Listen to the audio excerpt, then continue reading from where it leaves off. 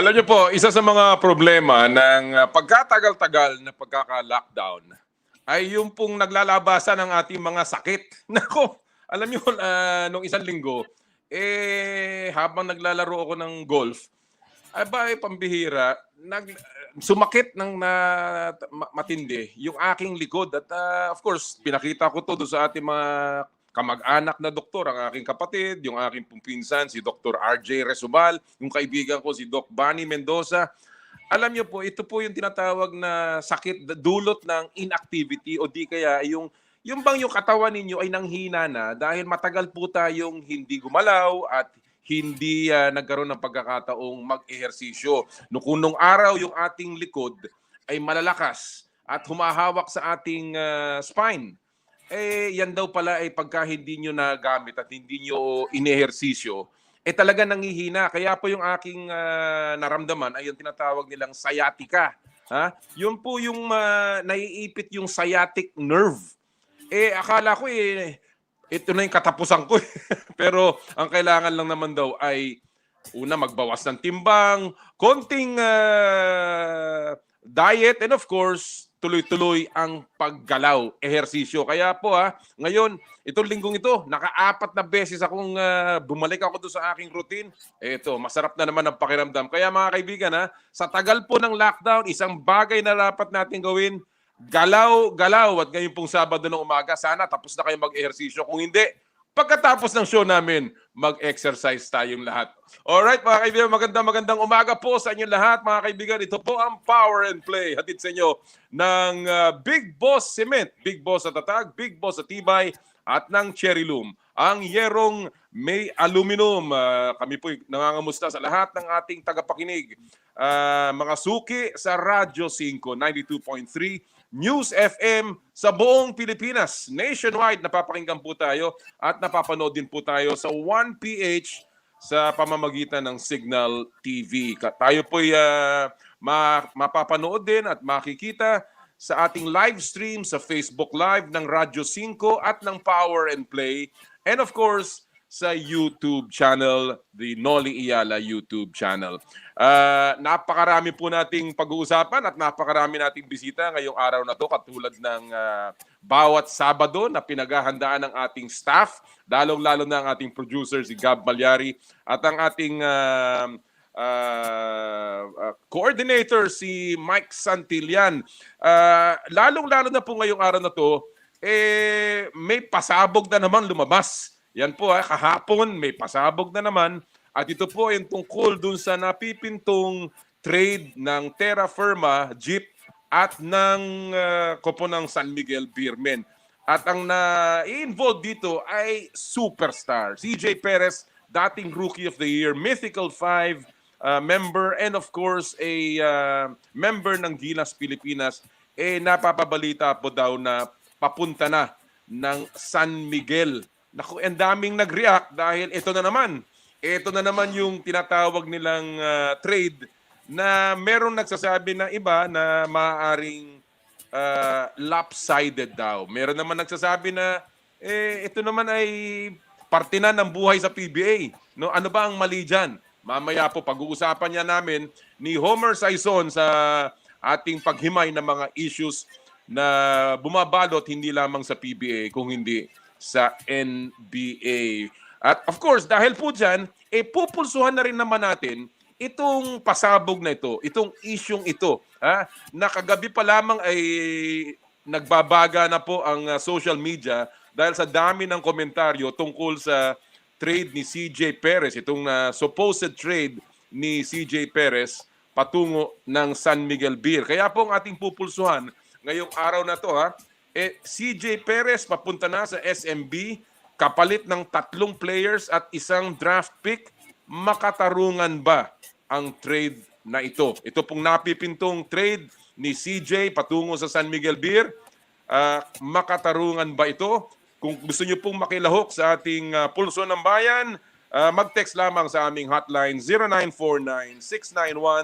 0949-691-4956. Ulitin ko po yan, 0949-691-4956, o di kaya mag-post sa aming Facebook page, Power and Play with Com Noli Iyala, o sa Radyo 5 92.3 News FM. Mamaya babasahin po natin yung mga komentaryo ninyo. Of course, marami pa po tayong tinututukan na mga sports developments.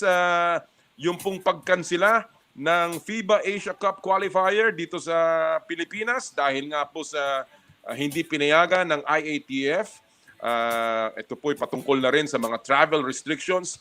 Ito kaya ay makakaapekto sa ating kampanya. At gaano ba kahalaga talaga yung FIBA Asia Cup qualifier na yan? Pag-uusapan din natin po yan mamaya. And of course, today is a 10-game NBA day. Ang daming laro. Ako, natutuwa ako dahil yung aking koponan, yung Philadelphia, number 1 sa team standings. Pero itong LA Lakers, nakadalawang sunod na talo, makaraan ng 10 sunod-sunod na panalo sa road. Sila po ay nasa gitna ng kanilang road tour, tila pagod na. At marami pong muling bumabanat kay LeBron James. Alam nyo, tao rin naman yung mama, no? Hindi naman ho yan makina. Kaya kahit papano tatamaan din ng pagod yan. Pero maganda, ang mga laban mamaya, manood po tayo ng NBA sa pamamagitan of course ng NBA TV sa Signal TV and of course One Sports dyan sa Signal. Isa pa natin tinututukan of course, si Alex Ayala nananalo ng kanyang unang pro title last week. Well, medyo minalas kahapon, natalo po siya sa kanyang quarterfinals game laban sa isang Swiss, si Elena Ina Albon. Well, meron pa siyang isang pro tournament na magaganap next week naman. Alam niyo, isang hindi nababanggit, si Alex po ay nasa gitna ng finals exam doon po sa Rafa Nadal Academy. Opo nag-aaral po itong si Alex habang naglalaro. At siya po ay, sabi nga nung kanyang ama si Mike, kinakram niya yung kanyang pag-aaral dahil nga naghahanda rin siya sa torneo dito sa Spain. Kaya po hindi lamang ito physical na pagod, mentally fatigue na rin po yung bata dahil hindi lamang naghahanda sa laro, naghahanda pa sa finals exam niya na kasagsagan po ay sa susunod na linggo. Kaya, well, may expect natin kahit papano yung 15 anyos na ating pinagmamalaking si Alex Ayala ay mapapagod. Pero tututukan po natin yung development na yan sa mundo ng palakasan. Alright mga kaibigan, syempre, mamaya po makakasama din natin sa ating second hour ng ating mga power guests, Akiko Thompson, ang ating legendary swimming queen ay ating makakasama. Pag-uusapan natin ang paghahanda sa Olympics ng ating Tokyo-bound athletes. Makakasama din po natin ang mga aplikante, prominent applicants ng PBA draft na gaganapin sa March 14. Ang mga dating De La Salle Green Archers, si Jamie Malonzo at si Andre Carakot. Itong si Malonzo ay isa sa mga pangalang naririnig nating maaaring umangat at even number 1 pick ay pinag-uusapan yung pangalang Jamie Malonzo na naglaro para sa La Salle, although one and done yan. Mamaya po sa second hour, abangan nyo yan. And of course, mamaya po, sabi ko nga, si Homer Saison at ang isa pa naming magandang panauhin, ang bagong hirang na Pangulo ng Philippine National Volleyball Federation Incorporated, si Ramon Tats Sosara. Live, makakausap po natin mamaya tungkol naman sa kaganapan sa volleyball. Pero syempre, ang power and play ay hindi makukumpleto kung hindi tayo magsisimula sa pamamagitan ng ating fast take kung saan ang opinion po ng mga kapatid natin sa sports media ang ating hihimayin at ating pakikinggan. At tayo po'y mapalad dahil mabibigat na naman ang ating mga kasamang miyembro ng sports media sa Fast Take this morning. Ang ating po mga kasama, ang aking kaibigan at matagal ko nang hindi nakakasama to pero dati talaga namang madalas kaming magkasama sa mga proyekto, ang sports journalist and of course sports commentator Dennis Principe ng Manila Bulletin at ang ating paboritong FIBA columnist at writer din ng Daily Tribune, si Enzo Flojo.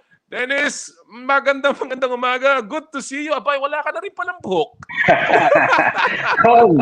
Magandang umaga sa iyo at agree ako doon sa sinabi mo, bigatin yung sciatic nerve ko, umepekto na, kaya mabigat ako ngayon. Oy, naku, Diyos ko. Alam mo, ano lang yan, stretching lang yan. Yun ang nalaman ko. Hindi naman tayo nagbabarbell na. Yung mga pa-stretching lang, ayos na. Enzo, good to see you. It's really good to see you. You're a third timer dito sa Fast Take at laging always a pleasure to have you. Com, good morning. Nice to see you. Hope you're feeling better. Sir Dennis, good morning also. Nice to see you again. Alam mo, bago ko pumunta doon sa ating mga Fast Take issues na alam natin ng mga ating mga fans ay talagang nag-aabang na doon sa mga opinion nyo.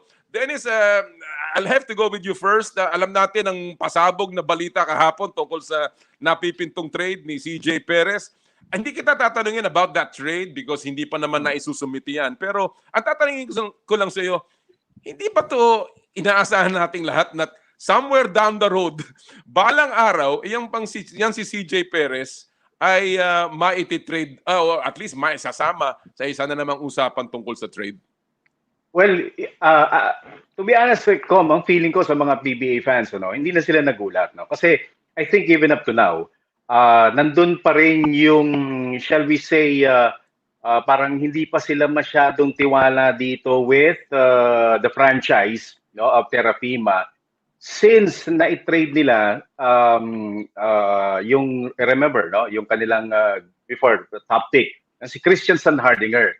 No? So from that time on, until eto nga, nagde-develop si CJ Perez, even yung na-establish ni CJ Perez, yung kanyang career as a PBA player, hindi pa rin talaga maidikit with Terrafima. Nandun pa rin yung at the back of each and every PBA fan's mind is that, yun nga, nako, baka may trade na yan. Imbis na sabihin na, siya yung magiging face ng Terrafima. Hindi parang saan kaya pupunta? And we have to be honest about that. No? Before, with the Sandhardinger trade, I had no parang questions about it kasi hindi pa talaga proven si Sandhardinger as a PBA player. So sa akin, okay lang if Kia at that time took the chance, medyo mabibigyan ko pa ng konting patience, kumbaga. Kasi nga, hindi pa natin alam eh. But the difference now is that si CJ Perez, napatunayan niya yung kanyang place sa PBA na potential na maging franchise player of a particular team like Terrafima, and we're talking about is it a one-sided trade? If we talk about the trade, Enzo, CJ Perez, and then you need a copy or a reminder na sino nga ba yung kapalit niya. Di ba? Hindi automatic. Yan ang mga bagay na talagang patuloy na pagdedebatihan, and of course hanggang hindi na isusumiti at nagdidesisyon ang PBA, si Commissioner Willie, ay syempre libre naman tayo lahat magkomentaryo at pag mga ganun. Actually, I would expect na yung debate is hindi yung tama ba yung trade? Hindi. Ang debate would be parang ano ba existence ng Terrafima, even na San Miguel, and the PBA itself. Doon mag-revolve yung debate actually. At yun nakakalungkot. Including ang tinatawag nilang independence ng opisina ng PBA Commissioner. Now, and so I'll go to another topic naman with you. Alam natin si Kai Sotto is supposed to be on the way to join Gilas for the FIBA Asia Cup qualifier. Ano ba latest tungkol kay Kai, and sa tingin mo ba itutuloy niya to despite the warnings na baka hindi na siya makalaro sa G League? Well, Com, I think Kai will play. No, to be honest, a few weeks ago, I thought there was absolutely no chance we'd have Kai Sotto play in the third window, because of his commitment with Team Ignite in the G League and the complications, brought about by the pandemic, pag-travel, quarantine 2 weeks, and all those things, no. But with the recent developments, even with Kai's own statements from his camp, from his handlers, it seems he will be coming in, no. Logistically, when will he come in? Which particular day? Yun yung medyo hindi pa alam. But since we're going to play Korea on Feb 18, and assuming the Gilas boys fly to Doha maybe a week before then, hopefully Kai will be arriving in Manila already this coming week. In fact, maybe in the next few days already. No, Oo. Oo. I'm excited for Kai because I want to see him play at a senior level already.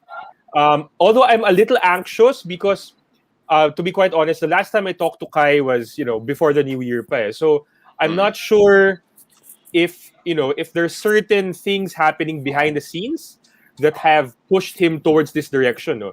Whether he's still planning to apply for this year's NBA draft or whether he's looking at 2022 already, looking that far ahead. So yun yung mga hindi natin alam. But based Sabagay. on what we've seen from his performances sa Team Ignite, no, he hasn't been consistently strong. Kung objective ako, he hasn't been consistently strong with his performances yet. So maybe this will give him a chance to get his bearings back, to really put up dominant numbers, and to remind everyone just the kind of potential that he has moving forward. Alright. Well, sabagay, bata pa naman si Kai, marami Yes. pa yung matututunan. And hopefully meron siyang mapupulot dito sa kanyang pagsama sa Gilas. Yan mga kaibigan, hindi pa po yan fast take. Mga opinion pa lamang ni Dennis at saka ni Enzo yan. Marami na tayong pwedeng pag-usapan. Bago natin simulan ng fast take, meron lang po tayong konting technical problem sa Facebook. Hingi lang po kami ng konting pasensya. Pero tuloy-tuloy po tayo sa YouTube and of course sa TV at sa radyo. Alright, let's begin our fast take. Dito, opinion nyo ang mas mahalaga, Dennis and Enzo. Pato-pato sa langit, tamaan, huwag magagalit. At ang ating unang issue for the morning, fast take number 1, tama lang ba na ngayon magkakaroon daw ng inapprove na pala ng PBA board yung special Gilas draft muli na ginawa noong 2019, ibabalik ngayong taong ito. Tama lang ba na mag-PBA muna ang special Gilas draftees habang naka-break ang international play? Dahil alam naman natin, after this window, sa Agosto na uli ang laban. Kaya ang tagal ng paghihintay nung mga makukuha dyan sa special Gilas draft. I'll give you 1 minute. I will begin with you, Dennis. Go! Well, for me, as siguro sa mga PBA fans, medyo magulo, nawala yung objective of yung kung bakit merong PBA rookie draft, At yan nga is para mabigyan yung mga hindi nagpe-perform na team, at kulang sa pyesa na makabuo, and to prepare for the future, because we know very well that the PBA is a top league, to play in, So sa akin, yun lang ang hindi maganda as a PBA fan. But in looking at the bigger picture, yun nga, yung Gilas draft, actually, it's a sacrifice on the part of the PBA, because we're looking at the bigger picture. At yun nga, yung makapag-silbi na tayo sa national team, because we know very well na for the longest time, ang PBA kasi masyadong marami ng bashers with regards to them na makapagbigay ng suporta sa national team. So, it's a tricky situation, but I think looking at the bigger picture, tama rin naman na magkaroon tayo ng Gilas draft, even though maapektuhan yung talagang tradition ng liga as a whole.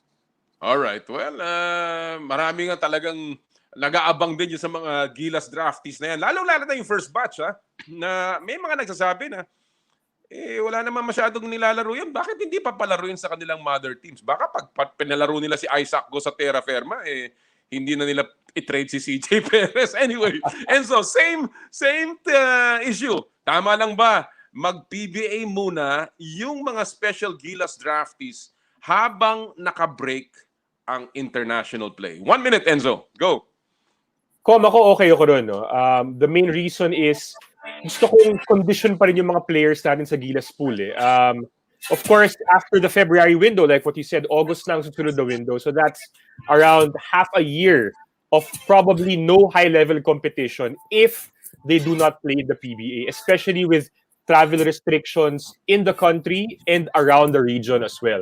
So for me, Isaac Go, the Nieto twins, si Bulanadi, si Suerte, we should allow them to play in the PBA para condition pa rin sila, so that when June or July comes and it's time to call them back to a training bubble, they'll be in proper condition to still play for the national team. For me, that would be the greater objective for this particular situation or issue. If we can expand the Gilas pool to 10 to 12 players and they can find a way to have high-level games elsewhere around the region, if travel restrictions ease up, then maybe hindi na kailangan mag-PBA. But for now, given the current situation, game ako mag-PBA muna mga Gilas draftees natin.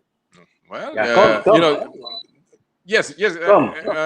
Dennis, very quickly lang. My fast take was being a host, not a guest, ano. So give me 30 seconds, okay? Very simple, Tom. They need to play.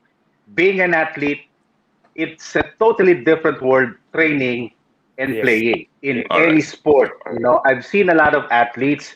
They've given their all sa training. Pero if there is parang a lull in terms of yung kanilang action, kahit na anong galing mo, iba yung actual game, actual fight, actual tournament. So Okay. whatever tournament would that be for our Gilas players, they need to play. Be it in the PBA, FIBA, or wherever, they need to play. Okay, good. Good takes para dyan sa ating unang take. Let's go to the second fast take today. Ito, stay with the PBA. Alam natin na nung una, nagkaroon ng problema ang mga foreign athletes or players na gustong pumasok ng PBA dahil sa kakulangan ng dokumento, dahil nga hindi maproseso, dahil maraming opisina ang hindi bukas. So, ang tanong, dapat ba na or yung PBA draft application na in-extend ngayon hanggang Marso, ano sa tingin niyo ang magiging epekto nito sa 2021 PBA draft? And so, I will begin with you. 1 minute. Go. Well, right now, by my last count, we have, I think, 97 applicants already, if I'm not mistaken. No? And ako, I wouldn't be shocked if we actually breach 100 anytime this coming week. No? I think this is mainly a result of the uncertainty because of the UAAP, NCAA, all these other collegiate leagues. We're not sure if they're going to push through this school year. I think the PBA did the right thing by expanding the draft, so to speak, no, and relaxing the guidelines, especially for the PhilForce, even a little bit, given the pandemic. And I hope eventually, because this draft is so rich in talent, even in height, we have around 13 or 14 guys who are 6'6" or higher, no. So I hope that the teams will pick well, and eventually I hope that this draft will kind of improve the parity in the league, at least for the next conference or for this coming season. Ang daming marquee talents, marquee draftees. This is maybe the deepest draft we've seen in the last 10 years. Well, marami kasing nag-declare ng kanilang eligibility na dahil nga sa uncertainty ng collegiate tournaments. All right, Dennis, same issue. PBA draft application na extend hanggang Marso daw, no? Ano kaya ang magiging epekto nito sa 2021 PBA draft? Dennis, 1 minute. Well, Go. I agree with Enzo, no, na it widens yung options ng mga teams, and yun nga, mabibigyan pa ng opportunity si ibang PhilForeign to complete whatever documentation or requirements na kailangan nila. But beyond that, I think it also opens up yung mga discussions about adding another team or two, probably, because alam mo, nakakagulat, kahit na medyo sinasabi nga mayroon pang konting imbalance right now within the current PBA family, marami pa rin ang nananawagan, meron pa rin mga PBA fans, sana madagdagan pa yung mga teams sa PBA para kahit na mas malaki nga, kasi iba, ang fear nila is that, yes, maraming ang players, maraming supposedly nabibigyan ng chance to enter the PBA, but at the end of the day, konti pa rin for them yung team. So, with extending itong PBA draft, yun nga, makikita natin mas marami pa rin ang players and marami pa mga options na dapat pag-usapan ang Excellent PBA point. with regards to the draft. Excellent point. Yung expansion, 97 players, sabi mo, kalahati na lamang yan. That's almost 3 teams. At tandaan, pag may pumasok na 45 player, meron ding 45 player na lalabas. So that's really 3 teams na pwedeng bumuo pa sa PBA. Alright, let's go to our third and final take of the morning. Gentlemen, ito, alam naman natin that naglabas na statement si Deputy Speaker, no, Mikey Romero, na china-challenge niya ang SBP na magkaroon pa ng higher caliber ng naturalized players na applicants, no? Kaya ang tanong natin dito sa ating third and final take, kaya ba nating humatak ng NBA caliber players para sa naturalization at ito ba ay makakabuti sa Gilas Pilipinas program? Dennis, 1 minute. Go! Ang isang concern dyan, Com, is that meron pa rin tayong mga basketball fans na against yung pagkuha ng naturalized player because ang main reason nila is that hindi naman daw talaga Pilipino. Wala naman daw dugong Pilipino. That's not the point eh. The point is the FIBA itself, ang naggawa nitong ruling na to, giving each and every country an opportunity to get at least one naturalized player. So yun sa atin is that we're just taking advantage of that, especially sa ating bansa na hindi naman talaga tayo may consider na powerhouse team. Although we saw yung future ng ating Philippine basketball team nung nakapasok na nga tayo ng World Cup. That being said, I think unang-una kaya nating kumuha ng isang NBA caliber na naturalized player because ako naniniwala meron tayong pera to do that. And nakakatulong ba? Definitely. Because anytime na meron kang magaling na player sa isang team, supposedly makakatulong yan individually and as a team.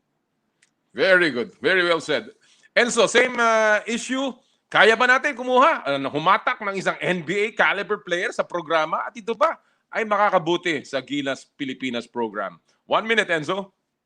Well, technically speaking, from the FIBA perspective, the Philippines already has a naturalized player in the NBA. We have Jordan Clarkson and may dugong Pilipino rin yan.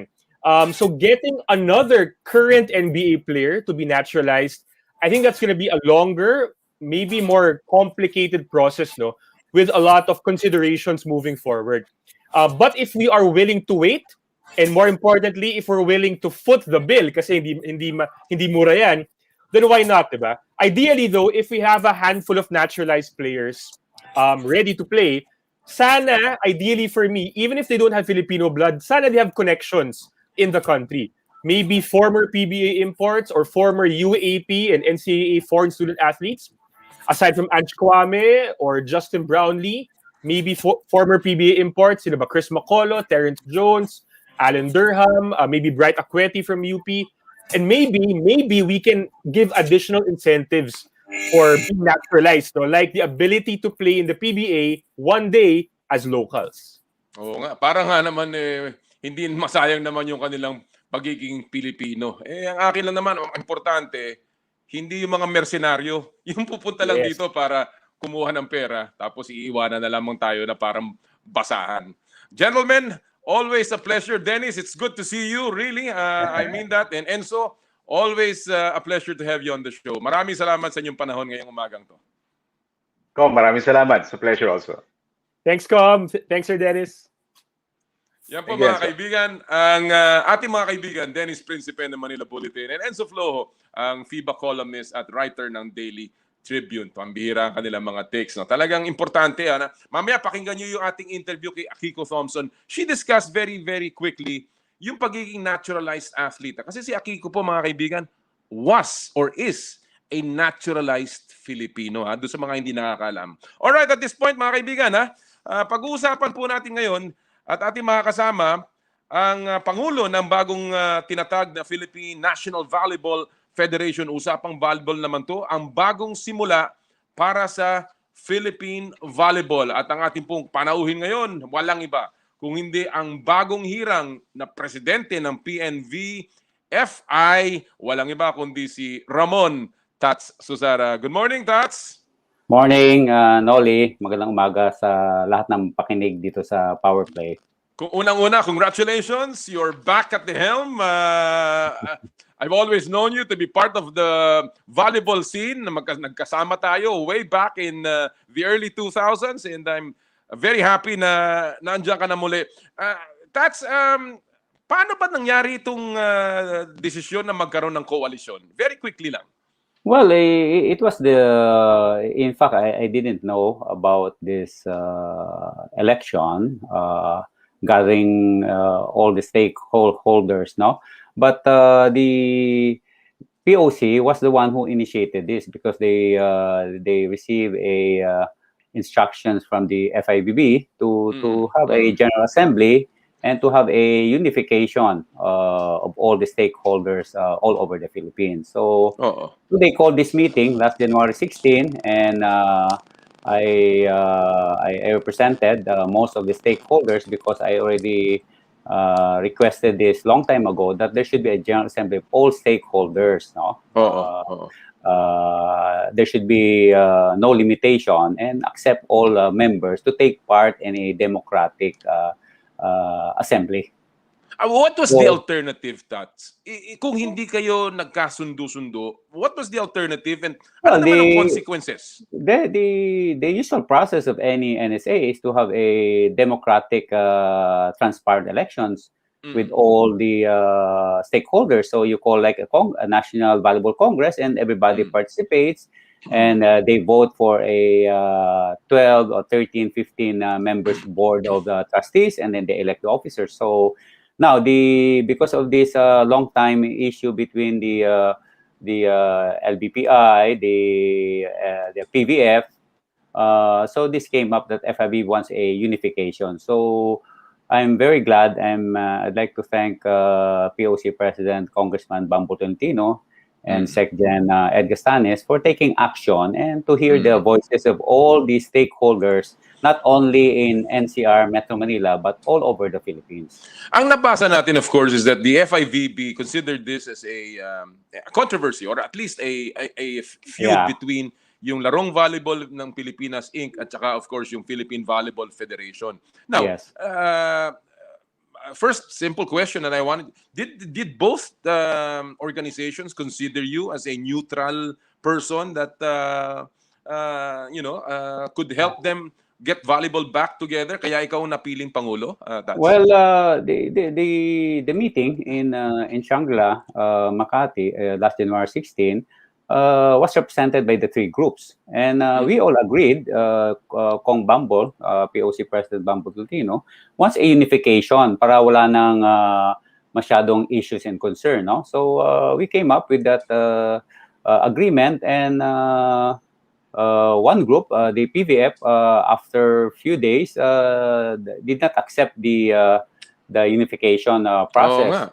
Yeah. But the members, after a day, said they will participate. No, yung other members ng PVF. So the POC has to accept because it's a democratic elections, and they accept the members. Kung ayaw nung president ng PVF, then the other members requested POC represent, and they were accepted. And ako naman, basta if you want to help volleyball, you have to help if you are really there for the sport.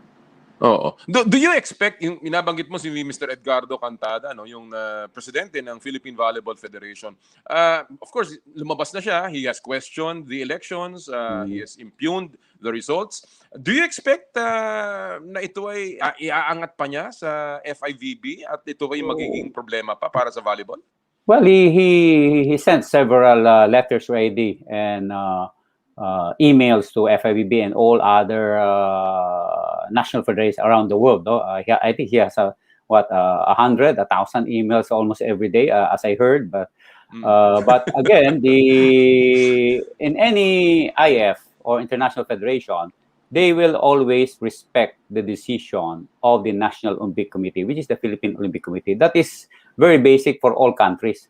Whatever the Philippine Olympic recommends or informs the FIVB, then the FIVB will follow. Any other IF, they will always follow the decision of the National Olympic Committee, because being the highest sports governing authority in the Philippines. So now, during the General Assembly and during the board meeting, the PVF and Larong was already expelled in the General Assembly unanimously. I think you read it in the papers. And although there were some, issues, but it was already approved unanimously by the Executive Board and the General Assembly last Wednesday, expelling PVF and LBPI, and recognizing the new Philippine National Volleyball Federation. All right. Well, clearly, alam naman natin na naging formula dito, yung tatlong organisasyon ay bigyan ng posisyon, ng pwesto, including members of the board and of course equal voting. We've seen the names of your board. It is the who's who in volleyball na binuo ninyo. Describe the composition of your board and what do you see as synergy ninyong mga nandun ngayon? Well, my objective here is to have a working board that everybody should serve all the stakeholders. I have a 10-point goal strategy for the next 2 years, and also all the stakeholders. I think there are 52 stakeholders all around the Philippines to participate and be involved in the commissions. We have a lot of commission, referees commission, coaches commission, events council commission. So everyone should participate and be involved in each commission, so that we get closer to the provinces and to the region, not focusing only on Metro Manila. All right. So this is the slogan: is to serve everyone, players, coaches, region. Partners, sponsors. So this is one of my goals in strategy. I have a 10-point goal strategy for the next 2 years. Well, nakita na nga nailathala na nga yung 10-point strategy, including yung plano mo for the national team. Of course, alam din natin ang mga plano mo magdala ng international events dito just to, I guess, promote the sport once again. And, all of these look really, really good. And at this point, that's what is your position in terms of, for instance, the unification of professional or semi-professional volleyball leagues? I will leave this to the Events Council Commission, the new commission, who will be in charge of all the competition and leagues. But following the FIVB structure and all other examples in other countries like Thailand, they have their own Thai league. There's only one national league.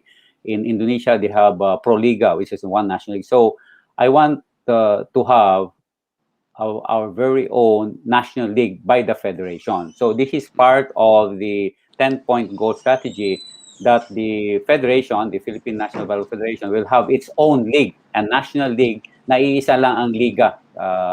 It's like a national championship, but we call it a national league. Whether it's pro or semi-amateur or semi-pro, but there's only one league. So this is part of the unification to have a national league where you have the top teams all over the country participating in this national league. What about ultimately, Tats? Ano ang goal? Ano ang objective ninyo in terms of our competition internationally? Alam natin we did very well in the Southeast Asian Games, and we are still, of course, knocking at the door pagdating sa other higher level competition. So, ano ang goal mo within the next 2-3 years of your term? First is to have a collaboration partnership with FIVB. FIVB has a collaboration of sending a national team project, sending foreign coaches to the Philippines. We have an initial discussion during the SEA Games when the FIVB was here to bring 2 Brazilian coaches here, transfer the knowledge to our local coaches, both in volleyball, which is indoor, and beach volleyball. Second, we have been hosting a lot of Asian tournaments and even previous FIV competition, is to level up our category. We are now in category 2 in the FIVB National Federation ranking. Then we are category 3, sorry, and we want to go up to category 3 in the next 2 years. No, so there is a criteria for the National Federation to perform well. Of course, there's category 5. The top countries like top level, Japan, Italy, so Thailand now is a high level country in Asia, like Korea and Japan. But I want from category 2, magiging category 3 na tayo by hosting international events and have a very good organization in the National Federation, which is the PNVF. Well, sana nga, yan ang inaasahan natin. And of course, lahat ng mga volleyball fans nagmamatsyag at tinitingnan kung ito bang bagong tatag na to ay finally magdudulot ng unity sa larangan ng sports. That's before I let you go. You know, ang daming nangyari sa iyo over the last year and a half with FISGOC and the Southeast Asian Games and of course all of these, you know, yung mga tanong-tanong dyan. What does becoming the new president of the Unified Volleyball Federation mean to you personally? Well, I've been in volleyball for the last 28, 30 years, locally and internationally. I think my track record shows my passion for volleyball and sports in general. You know, this is just one sport, but this is my passion, is in my heart, and running a multi-sport event is also part of my system, which is also you know, doing a lot of multi-sport events, not only locally. The last was the SEA Games, and internationally in the Asian Games and Asian Beach Games. But again, if you have your own sport, you love your sport, then you're very passionate in making it, doing a good job, and delegating. This is important, delegating the responsibilities to all the members of the board and all the stakeholders so that they can actively participate in promoting volleyball all over the country. And to serve. Well, This is my slogan. Service, alam mo, service sa volleyball is you have the control when you serve the ball, diba? Service, So you mean saying everyone should serve all his members in its association or regional association. So this is my slogan now and part of the 10-point goal strategy. Power and Play is always open to the Philippine Volleyball Federation, Philippine National Volleyball Federation Inc. At susuporta talaga kami. And I really wish that isa pang panalangin ko sa inyo, I hope the politics finally ends. That's maraming salamat. Maraming salamat sa panahon mo ngayong umaga. Thank you, Noli, at mabuhay ka and mabuhay ang Power Play. Magandang umaga sa inyo lahat. Yan po mga kaibigan ng Pangulo ng Philippine National Volleyball Federation Incorporated, Mr. Ramon Tatsusara, na ngayon ay talagang napakaraming trabaho para pubuin muli at pagandahin ang ating larong volleyball. Alright mga kaibigan, marami pa po tayo makakausap sa aming pagbabalik mga issue ng PBA at ng NBA kasama ang ating kaibigang si Homer Saison sa pagbabalik po ng Power and Play. Hatid sa inyo ng Big Boss Cement at ng Cherry Loom. We'll take a short break.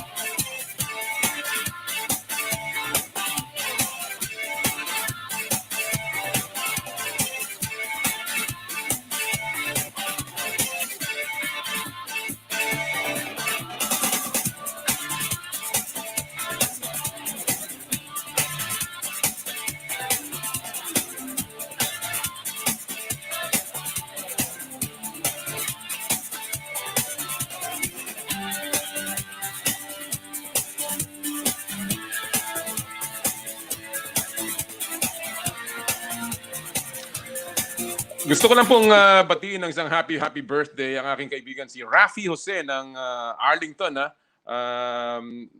Happy birthday, partner. At ang aking mga kaibigan, mga teammates ko sa Dragon Boat nung not so many decades ago. Si Raul Ramirez at si Raven Kwan ng belated happy birthday kahapon. Sarap ng pakain mo, Raven, sa uulitin. Sa puntong ito, balikan muna natin ang best moments sa kasaysayan ng palakasan this week in sports history. January 31, 1970. Ang tagal na nito, Hindi pa ako pinapanganak. Natatawa si Gab. 51 years na ang nakalilipas ng naging #1 college scorer of all time, si Pistol Pete Maravich. Si Maravich isang Basketball Hall of Famer na nakilala sa kanyang fancy, razzle-dazzle style of play sa NBA ay mahusay na noong college pa lamang.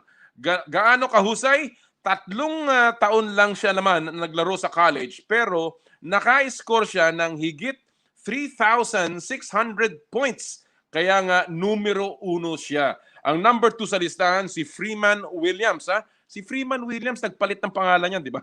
Na 4 na taon na naglaro pero kulang pa rin ng 400 puntos para maabutan si Pistol Pete. At kahit noong taong 1970 pa naitala ni Maravich ang milestone na yan, wala pa rin nakaka-break ng scoring record na yan hanggang ngayon. Pistol Pete Maravich naging top US NCAA scorer of all time this week in sports history. Ang galing yan. Sayang at maaga ring pumanaw yan si Pistol Pete Maravich. Alright, at this point, sabi nga natin, marami po tayong mga pasabog na nangyari sa PBA at of course marami tayong tinututukan sa NBA. At sino pa ang mas higit pang masarap kausap pagdating sa mga ganyang mga pasabog, lalo na sa isang malamig na gabi? Walang iba kundi ang ating kaibigan, NBA correspondent, of course, Spin.ph columnist, Homer Sison. Magandang araw, Homer. Good evening. Malamig pa dyan sa Chicago ngayon, Homer? Yes, we had a snowstorm 3 days ago, and tomorrow we have another one. 9 inches of snow, Commissioner. I'm too old. I'm too old for this, but I have to shovel our driveway, our front porch, and all that stuff. But you know what? Happy wife, happy life. So yan ang importante. Yeah, kaya ako naka-sweater din ako. Nakikiisa ako sa iyo. Kaya dyan sa atin, sa Chicago, mahirap talaga yan. But you know, despite how cold it is, how freezing the temperatures are there, mainit naman ang mga issues na lumalabas ngayon sa larangan ng basketball. And let's talk about it immediately. It's been a bad start of the year para sa PBA. Nagsimula sila yung controversy sa annual awards. Maraming bumatikos dyan. Maraming nagtanong, bakit ganito? Bakit naging ganyan ang botohan, ang sistema? And then, yung mga issue about the PhilAm papers na hindi pinayagan, kesyo kulang ang papeles. Ngayon, nagbago na yung kanilang tema tungkol doon, at ang kinakanta nila. And now this, itong napipintong the expected trade of CJ Perez to San Miguel Beer. Homer, I'll put it bluntly. What's wrong with the CJ Perez trade? It's terrible. It is a blunder against logic. It is a crime against common sense. Kasi here's the problem, Commissioner. The job of a PBA commissioner is to safeguard the parity of the league and fairness and equity. This is not fairness and equity. Binibigyan ng, they're giving away, Terra Firma is giving away their best player, a proven commodity, averaging 24.8 points, a Rookie of the Year, a Mythical 5 member, a defensive team player member in 2009. Ang logic na binigay ng Terra Firma is that they want to do better with 2 picks in the draft. I'm sorry, but the logic doesn't stand.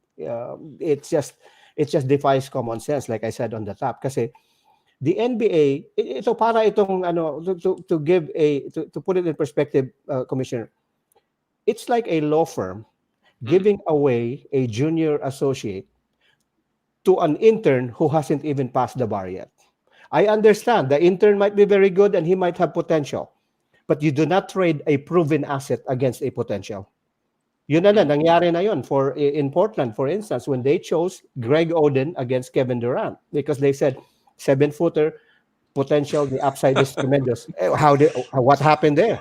Si Oo. Greg Oden, wala na si NBA. Kevin Durant has 2 championships and more. And here's the thing too. Yun ang sinasabi ko sa column ko sa Spin.ph Commissioner is this. If Tierra Firma is not interested in winning games, maybe they cannot afford. Yung mga readers namin sa Spin.ph, they have all these theories and conspiracies, and one has a germ of truth.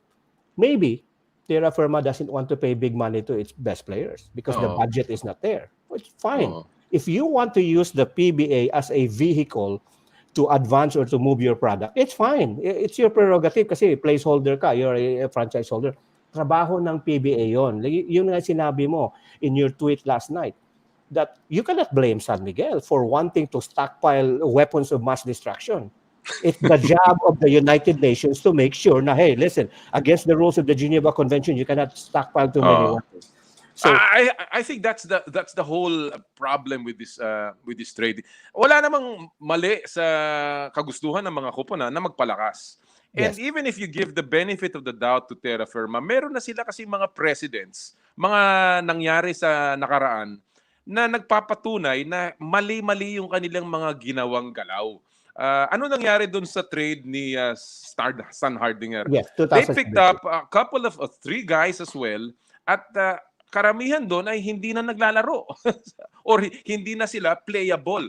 And this is again the fear. That's why to me, Homer, isn't this an issue of, I think 2 points, no? Transparency from the PBA at parity. Kasi yung transparency, sa sweldo na lamang, dapat siguro maging upfront ng PBA. Talaga bang kakasya yan sa San Miguel? Pangalawa, yung parity. Magiging balance ba to? Do you think this is now a referendum on the PBA Commissioner's Office once again? Absolutely. I mean, commissioners are, when you leave the office, it's a very sacred office. You are always measured in terms of legacy. Anong nagawa? Like for you, you did so many things. I'm not tooting your horn here. And many other commissioners, Mr. Salud and Bernardino, they have always been remembered for their legacy. Commissioner Marcial will be remembered for his legacy of crisis. The Abueva, the dragging of the Abueva case, the bias of the award ceremony. You have the Terrence Jones incident with Abueva, and then now you have this, and Terra Firma twice. So going back to sinabi mo, Commissioner, the transparency. The irony here is this. The PBA so wants and so loves to emulate the NBA, pero hindi nila sinusunod yung transparency. NBA, if I want to know how much the salary of Kevin Durant is, I can go to the NBA website and see how much he is paid. I can look at the salary cap. When the award ceremony, awards blew up, nag-email ako kay Sam Smith kasi kaibigan ko siya. He lives in Chicago, yung nag-write ng Jordan Bulls. He's a Hall of Fame NBA writer. So I told him, he explained to me how the NBA voting is. The NBA voting commissioner is so transparent. 101 sports writers, and your vote is made public. So, pag medyo suspicious yung vote mo, then you have to answer that to your fan base or to whoever. Sa PBA, it's not. I don't even know who the voters are. So, it is so murky. And also, sabi nga ni Sam Smith, when I showed him my article and explained to him what the wrong with the PBA, he said, the problem with the PBA is it's turning the awards into a popularity contest. It shouldn't be. It shouldn't be. It should be hard numbers, and you should set your criteria. And my goodness, why does the PBA have a vote? Para it's like being a father and being made to choose who's your favorite child. It's an impossible situation that the PBA put itself. Balikan lang natin itong CJ Perez trade, no? Sinasabi mo nga, madalas ginagaya ng PBA, and admittedly, even during my time, marami kaming ideas na nakukuha sa NBA. Pero iba kasi yung sa NBA. When it comes to player development, alam naman natin na sa NBA, kagaya na nangyari kay James Harden, tinrade sa Brooklyn for several players, so many picks, because they want to develop their team. And admittedly, they do not promote any product. It is really a program that they follow. Iba naman yung sa PBA na walang panahon para gawin yan, lalong-lalo na kung ikaw ay meron talagang intention manalo. Do you think that is an argument that teams can put up na hindi, nagde-develop kami, kaya dapat itong klaseng trade na to, dapat payagan ito? Well, going back sa sinabi mo, Commissioner, I would love to, like everybody does. We have may ano naman tayo. We have fairness and we have common sense. We give them benefit of the doubt. But in the case of yun yung sinabi nga ignorance is bliss, di ba? So we would chalk that to ignorance yung ginawa ng Terra Firma in 2017. But if you do the same mistake twice, it's no longer ignorance is bliss. It's already an abuse of ignorance. And it is up to the PBA nga. Dito sa NBA commissioner, for instance, when Chris Paul was traded to the Los Angeles Lakers. Yes. David Stern at that, it was a very popular, the Lakers are one of the richest franchises in the NBA. Nobody complained. The Board of Governors did not complain. But it was up to the NBA to have that intestinal fortitude to say, hindi tama to. This is not good. We cannot give the Lakers this easy thing with having Kobe and Chris Paul. And they vetoed the trade.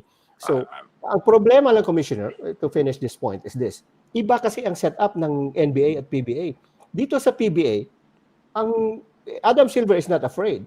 He cannot be removed he can only be removed by a 2/3 vote of the NBA governors, which is 30 NBA players, owners. So for you to be removed from that position, you have to alienate 20 owners. Dito sa PBA, you only have to, cuddle yourself to SMB or MVP, and your job is secure. I'm not alluding anything, but different, di ba? Yeah. Here's a simple thing. If I'm Commit Marshall and I'm close with San Miguel, who owns 3 teams, I'm friendly with MVP, who owns 3 teams.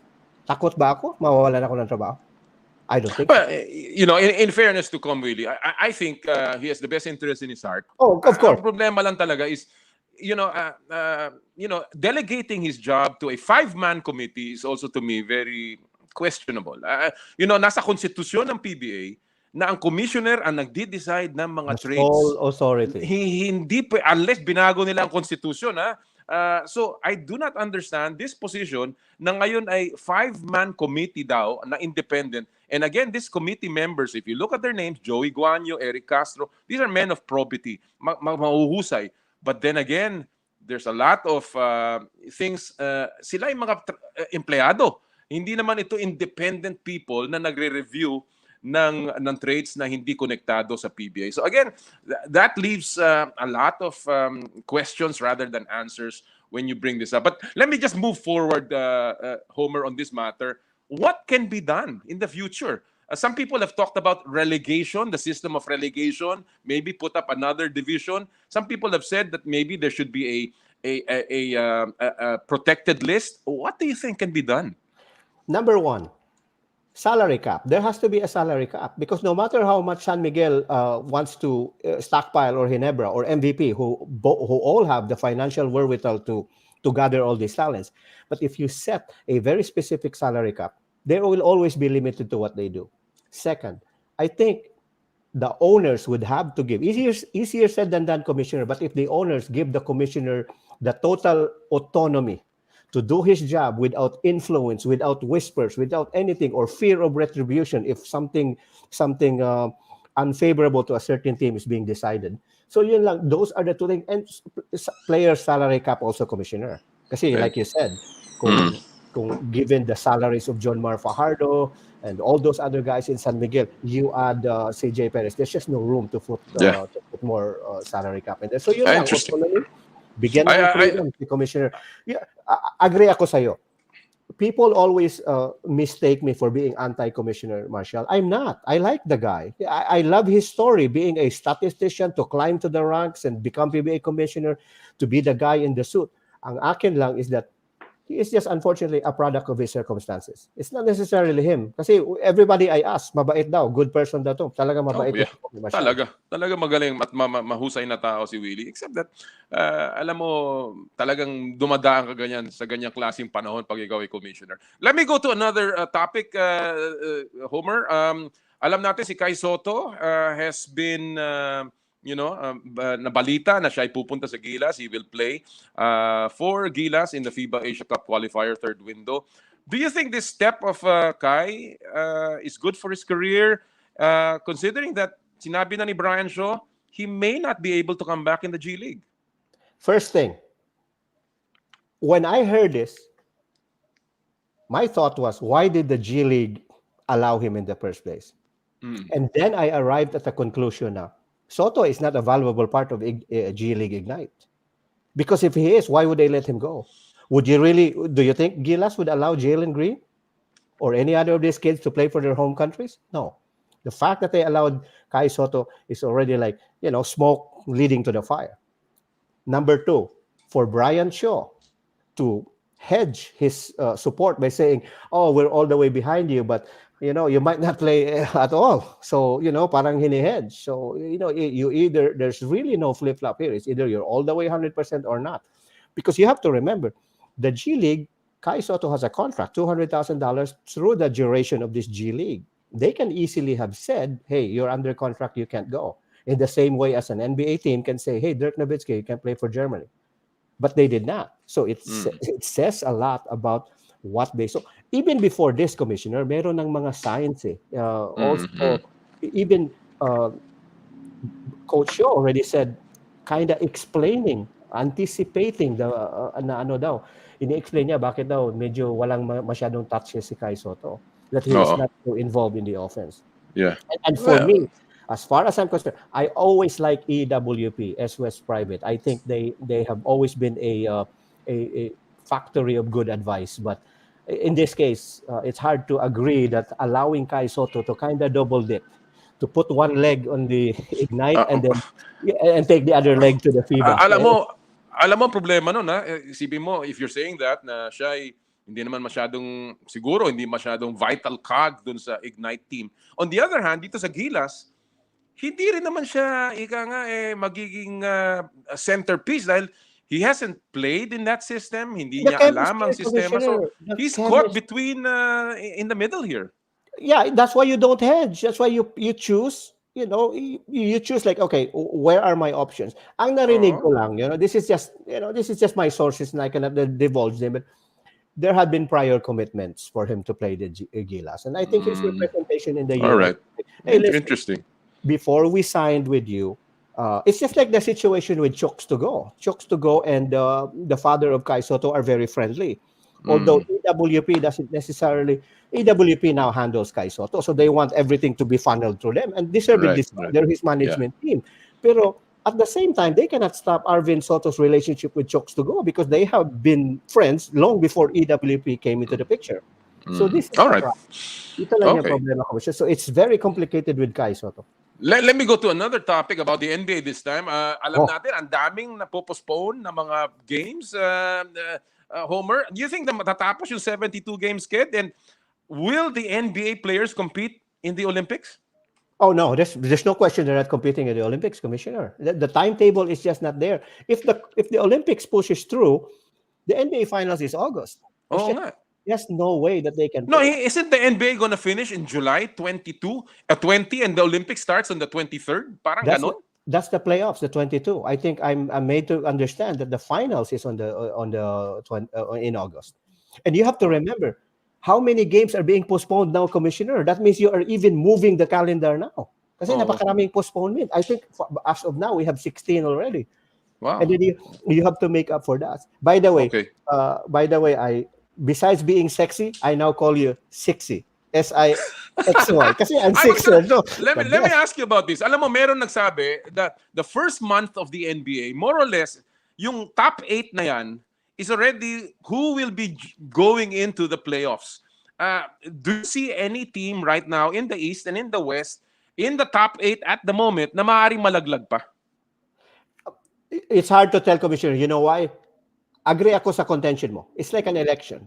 NAMFREL would have established a trend. Masabi mo na kahit na how many votes, there is already a trend. In the NBA, in the pandemic, it's so hard. Because are you really telling me Miami won't make the playoffs? Miami right now is out of the playoffs, but Jimmy Butler is ill. Bam Adebayo has been dealing with COVID. Tyler Hero has been ill. Kendrick Nunn has been ill. They have been ravaged with injuries. The Chicago Bulls are in the playoff picture right now. Do you Oo, think oo. they would really stay, Commissioner? Cleveland is in the top 8. Exactly, but they won't be once the other teams. Atlanta Hawks might be in there, and it's still hard. The All the right. powerhouses of the West. That one is more or less the top 4, the top 5 in the East. Yun, pero yung 6 below, Commissioner, it's Okay. it's too Two early. teams, before I let you go, two teams, unlikely, but not probable, not impossible, are leading the East and the West. The Utah Jazz and the Philadelphia 76ers. Is this a fluke in your mind, or it's something that is potentially, possible na sila ang magtatapos at the top? I'm saying this not to get into your good graces, but the Sixers are for real because they have Joel Embiid and Ben Simmons. They have Tobias Harris, who's scoring 20 points a game, 48% from the field. So this is a legitimate threat. One injury with Boston, you know how it works, Commissioner. Who thought Miami would make to the NBA Finals last season? Diba?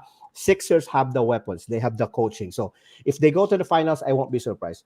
Itong Utah, Commissioner, this is a fluke with a capital F. Nobody is scared of the Utah Jazz. I'm not gonna burden you with statistics bakit hindi ako takot sa Utah Jazz, but let me just say, parang porn, you know it when you see it. So Utah Jazz, when I see them, I'm not scared. Gobert, Jordan Clarkson. I mean, I love Jordan Clarkson, but I would have, Commissioner, there was big news na si Shaq kino-confront niya si Spider Mitchell na, I agree with Shaquille O'Neal 100%, but I would not have said that in that way na parang ambush. There are, again, sinabi nila, there are some things better left unsaid. And Correct. Shaquille O'Neal just, kind of ambushed him and did the viral moment. And I think that's unfortunate. Pero he was 100% right. People tend to obscure the message because the messenger was wrong. Pero tama siya, Spider Mitchell is not near the level of Luka Doncic, Kawhi Leonard, LeBron James, Anthony Davis. They would have to go through a thicket of powerhouses in the West to even reach the conference finals, let alone the NBA finals. Come on, Commissioner, you know better than that. Well, there were certain things that are better left unsaid, and I think I'll leave it at that. Pero it's been a terrific morning. Naubusan tayo ng oras, Homer, but I'm sure marami pa tayo pag-uusapan habang nagbabaga ang napakaraming issues sa PBA at si NBA. Homer, thanks Alex so much. Ayala, bangon! Alex Ayala, laban! Vamos! Thank you so much. Yan po mga kaibigan, si Homer Saison, live from Chicago. As usual, very lively when we talk with our friend Homer. Sundan niyo po siya sa Twitter, at Homer Saison, and of course, yung kanyang column sa spin.ph. At this point, we'd like to thank ang ating mga tagapagtaguyod ng Power and Play. Of course, Big Boss Cement, Big Boss at Tatag, Big Boss sa Tibay. Nandito na ang Big Boss Cement. Di basta matitibag, approved sa kalikasan at sobrang abot kaya. Big Boss Cement is the first eco-friendly cement company in the Philippines. First and only cement that is produced with low to 0% of high carbon footprint materials. Big Boss Cement, Big Boss at Tatag, Big Boss sa Tibay. Marami pong salamat kay Engineer Gilbert Cruz, ang kanilang presidente at Chief Company Innovator. Marami din po salamat sa Cherry Loom, ang yerong may aluminum. Sa ganitong pabago-bago ang panahon, mga kababayan, sobrang init tapos biglang uulan. Kailangan natin ng matibay at protektadong bubong. Dapat ang bubong ay yerong may aluminum. Kapag may aluminum, tiyak na pang matagalan. At isa lang, ang alam kong dekalidad na yerong may aluminum. Yan ang Cherry Loom. Tibay protektado sa pangmatagalang yero. Cherry Loom, ang yerong may aluminum. Thank you so much kay paring Elmer Ngo ng Cherry Loom. Katuwang din natin po ang Elms Kapihan and Bar. Elms Resto Bar Group, home of Native Itik, na may branches po sa Capitolio Pasig, sa Cali Bistro Commonwealth, Quezon City, Robinsons Novaliches, at of course sa Poblacion Makati. Kung gusto niyo po ng almusal, tanghalian, hapunan, snack, Elms Kapihan and Winery, yan po lamang ang inyong tawagan. Marami po salamat kay Miss Malu Yambao. Siyempre, pati salamat na rin po sa ating mga kasama sa Joyride, ang bago ninyong kasundo. Download the latest Joyride app now and enjoy our motorcycle taxi service. Kung kailangan nyo po ng helmet sa pagsakay, meron po tayong libreng helmet program. Mag-open lamang po ng account sa aming Joyride app at kayo po ay magkakaroon na ng libreng helmet. Of course, meron patuloy po ang ating delivery now available in Cebu and of course in Laguna. Joyride, ang bago ninyo pong kasundo. Marami din po salamat sa Maquillage Professional, your school of makeup artistry, ang official makeup ng Power and Play. And thank you to Skin, your face and body anti-aging center with branches at Alabang Town Center at Wilson Street sa San Juan.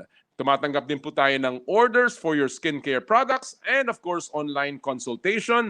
Bukas na po ang kanilang mga clinic. Tumawag lamang sa 0917-890-1640. Thank you to Dr. G. Sarmiento at kay Doc Richie Sarmiento. Alright. Ngayon po, bago natin ipasok ang ating susunod na panayam, basahin lang natin yung mga nagbigay ng kanilang opinion sa Pulso ng Bayan kung makatarungan ba yung trade ng Terra Firma, yung napipintong trade sa Twitter. Naku, napakarami na pong nagbigay dito hindi ko mababasa lahat ito. Napakarami talaga. Sabi lamang ni Arnold Terre, drop Alolino and add Lassiter to or Tautua, pero got this feeling that they will drop Alolino, include Pesumol instead. Sabi naman ni Owa Lopez, San Miguel is building their future. Santos, Cabagnot, Lassiter, these guys are past their primes. Adding Perez means another dimension, compliment to Junmar Fajardo and Romeo. Win at all cost. Mula kay Alex, kahit pagsamahin ng stats ng tatlong players, kulang sa production ni CJ. Sir, I know you wouldn't approve this if you're the current committee. Mabuti sana kung top 1 to 3 yung pick na kasama. Mula naman kay John Serna, dapat ibalik yung protected list ng rule ng PBA. Farm teams keep on tanking every year. No? Sabi niya, si J-Lord, trades like this will always shake the balance of teams in the PBA. Kung gusto ng teams na mag-develop lang ng player, then trade lang siya after. Manatili na lang ang team nila sa amateur league. Ito siguro yung galit nila dun sa Terra Firma. No? Ito naman, mula kay Jim Manito, hindi. Kung may kasamang starter, yun ang makatarungan. Mula kay Francisco Garcia, sa tingin ko makatarungan ang trade kay CJ Perez. Sabi ni Francisco Garcia. Mula po kay Alo the Great, swerte naman ng SMB, lahat na lang ng magagaling sa kanila napupunta. Ganun ho talaga, gumagawa ho ng championship team. Lahat naman ho ng koponan gusto makuha si CJ Perez.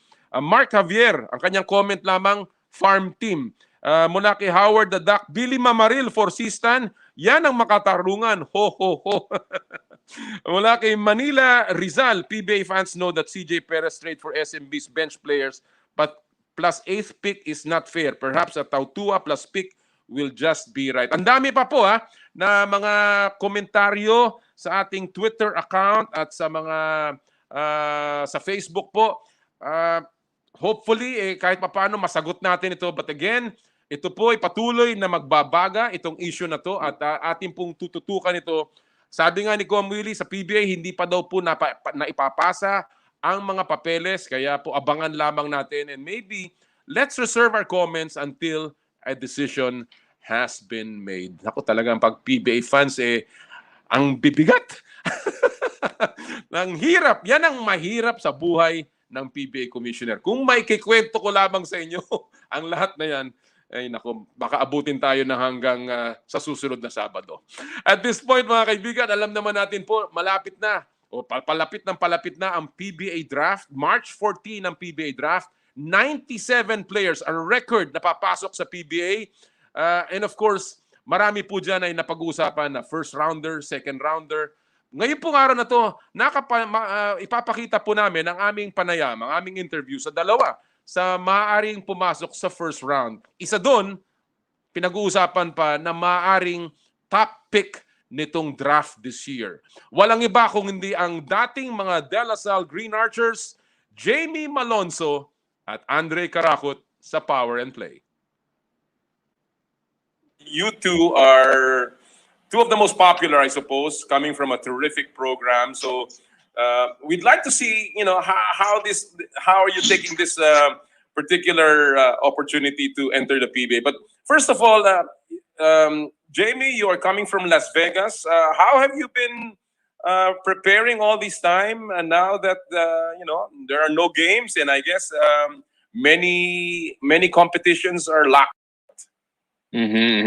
Yeah, just basically just trying to stay basketball minded throughout these crazy times. Just trying to focus on what's ahead.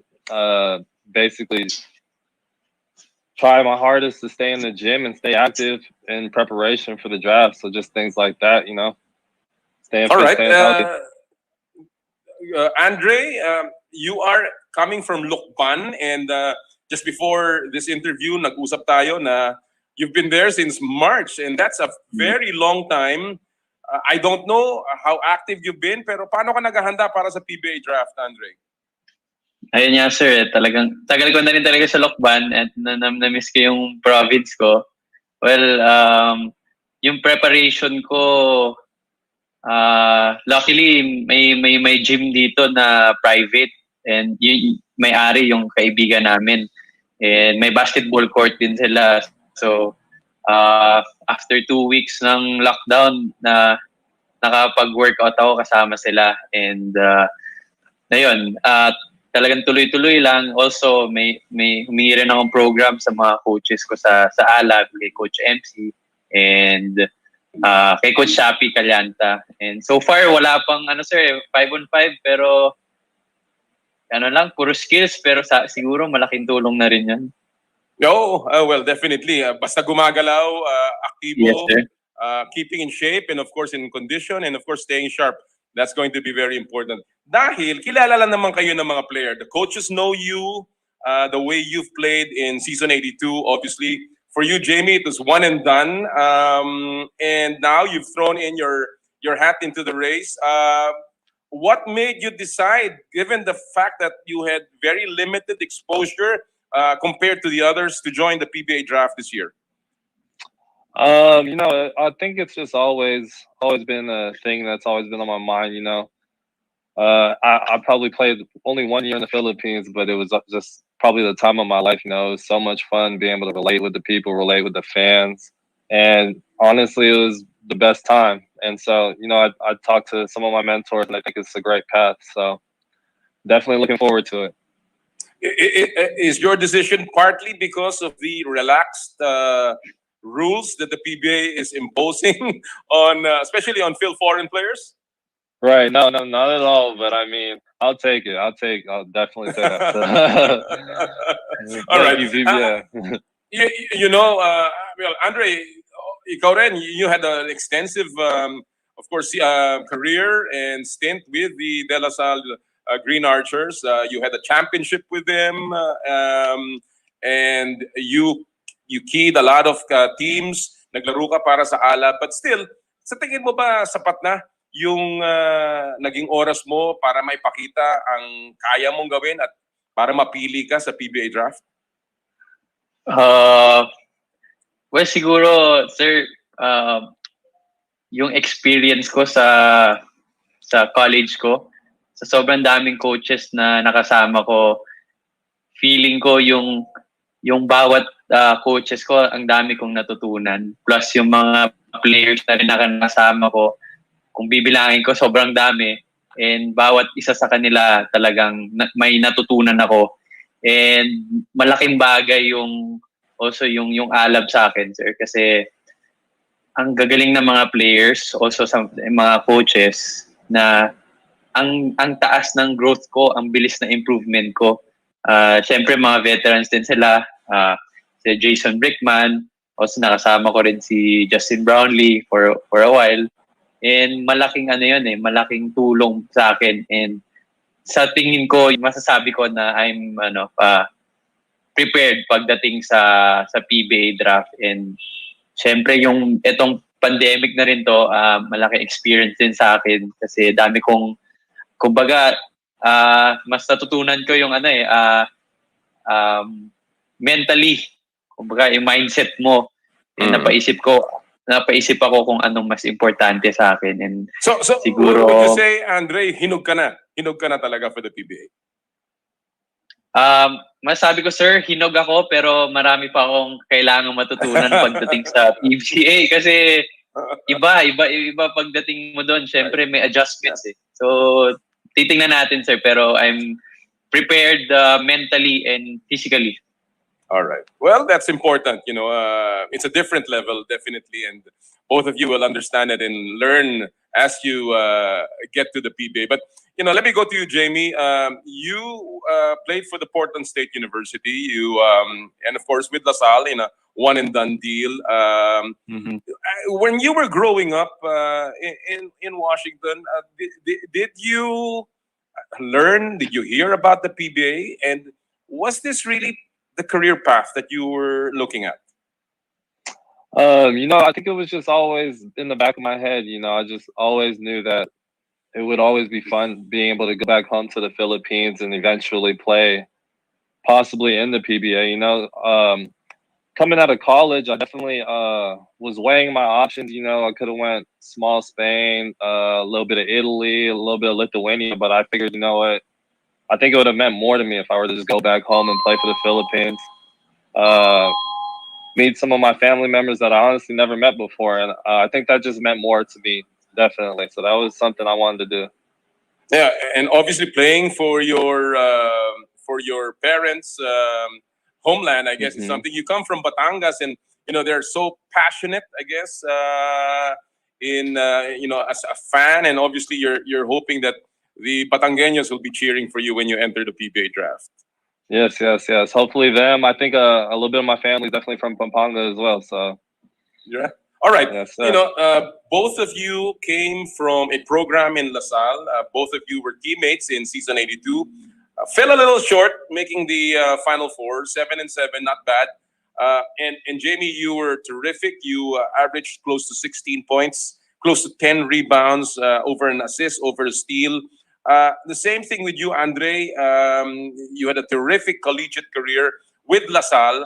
How has that LaSalle program helped you on your step towards the PBA? I'll start with you, Andre.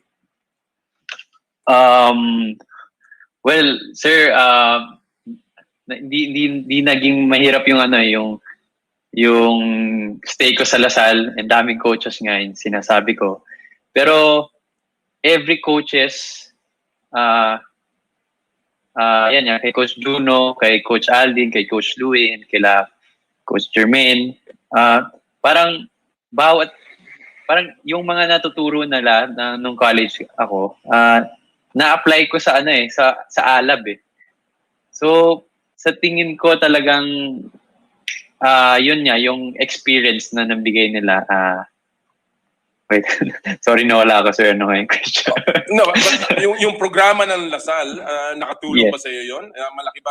Especially the experience of being in a high-level program na alam mo naman karamihan ang bumubuo sa LaSalle were, alam natin si Boss ECJ was the owner of the SMB team, and obviously karamihan ng kanyang pinapatakbo doon ay ginagawa rin niya sa kupunan ng San Miguel, no? Totoo. Yung program, talagang wala naman ako masabi. Malaking tulong sa akin, and talagang thankful ako sa especially kay Boss ECJ and sa managers. And syempre yung experience playing sa malalaking crowds, talagang malaking tulong din yun eh. Syempre pagdating sa pro, may ganyang crowds din eh. Ano pa ba? Oo. Well, sa program, ako talagang malaking tulong yung program. Jamie, you had 1 year with LaSalle. Was this a boost to your preparations for the draft? Oh yeah, definitely. Just being at LaSalle for that 1 year, I learned a lot, especially from guys like Andre, Algin, Malessia, Baltazar. Those guys were all champions at one point. So definitely learning a lot from them, just soaking it all in, and just having that 1 year under my belt playing in the Philippines was just a little bit of the taste I needed going into the pros. So definitely. Yeah, obviously when coaches now start to evaluate you, they will want to. They're looking at your strengths, but they're also looking at areas that you need to improve on. And even before we go to your strengths, are there parts of your game that you feel you need to work on just before you step into that PBA arena and become better at that particular part or aspect of your game? I'll start with you, Jamie. Definitely. I think just with all this time we had on our hands, just throughout the quarantine and all this past year, pandemic stuff, it gave me a lot of time to think about the areas I need to improve on, the areas that are weak in my game, the ball handling, the being able to take contact and finish, the being able to get my teammates involved, all that stuff's just stuff, the strength, just working out, all that's just the stuff I sort of was looking at and was working on this whole time throughout this whole pandemic year. So just stuff like that is what I've been working on, trying to get better in preparation. Andre, ikaw, meron bang aspeto ng laro mo na alam naman natin you're a point guard, you're a little smaller than the regular PBA player, but with your quickness, hindi naman yan necessarily a liability, pero meron pang area ng laro mo na gusto mo pang palakasin? Well, simula college talagang ang inaano ng mga coaches yung passing ko, sir. At maswerte ako na nakasama ko rin si Jason. Yan, malaking bagay sa akin. And sa kanya, nakikita ko yung perspective niya, yung kung paano niya ginagawa yung, kasi knowing Jason, magaling na passer. And yun, may natututunan ako sa kanya. And simula, kahit ngayon, pinapanood ko pa rin yung mga games na. And siguro yung isang malaking aspeto na kailangan ko pa i-improve. So, yun. And physically, kailangan malakas katawan mo. Kaya sa PBA, malalaki na. Kaya yun yung inaano ko, yung pagpalaki ng katawan and yung passing talagang inaaral ko. All right. Let's do a little simulation here, gentlemen. Let's just imagine that this is the day of the draft, and you are both sitting in the commentator's box. And unahin ko muna ikaw, Andre. The name of Jamie Malonzo is called out as a pick in the 2021 PBA draft. Papaano mo ipapaliwanag o i-describe? How will you describe Jamie Malonzo as a player if you're asked as an analyst? Okay. Okay. Pero sige. Sabihin natin, Jamie Malonzo. Oh, anong description? Well, Jamie Malonzo, a 6'5", who can 6'5" guard. Who can play guard or forward. Ano pa ba? Not a liability on defense. And offensively, he can shoot, he can dribble, and is a good rebounder offensively and defensively. And I think also Jamie is he has a good attitude on the court. And a great teammate, huh? In other words. That's why you're my guy. That's why you're my guy, Cap. All right. Let's reverse the roles here. Jamie, the name of Andre Caracot is mentioned in the PBA draft, and the commentator asks you, Jamie, what is the scouting report on Andre Caracot? Definitely a great leader, a very good point guard, great vision. He's able to see the floor. Honestly, he has a very great clutch gene. We've seen that in a couple of games last year, definitely. Be able to knock down some clutch shots when we needed them the most. So definitely a point guard to have on your team, definitely. Let me just share. I asked a scout, somebody that has been scouting the two of you, and he said to me, Jamie Malonzo is super athletic. He can slash, shoot, and he finishes around the ring very well. He can defend. and he is a very coachable player. And Andre Caracot is quick, smart playmaker, has a nose for the ball, has terrific handles, and can beat a defender off the dribble. That's the way they were putting it together. Anything we missed there, gentlemen? Did that scout miss anything? Well, Andre hit it on the spot. That was great. All right. Nasabi naman, sir. Oh, tama, eksakto naman, di ba? Eksakto. All right. Obviously, when you were growing up, you were idolizing certain players. This is now your time to shine. You're nearly professional players as well. But when you were growing up, nung lumalaki ka, Andre, when you're growing up, Jamie, who were the players that you were idolizing and patterning a little bit of your game? I'll start with you, Jamie. Oof. One of my favorite players was probably Kobe Bryant.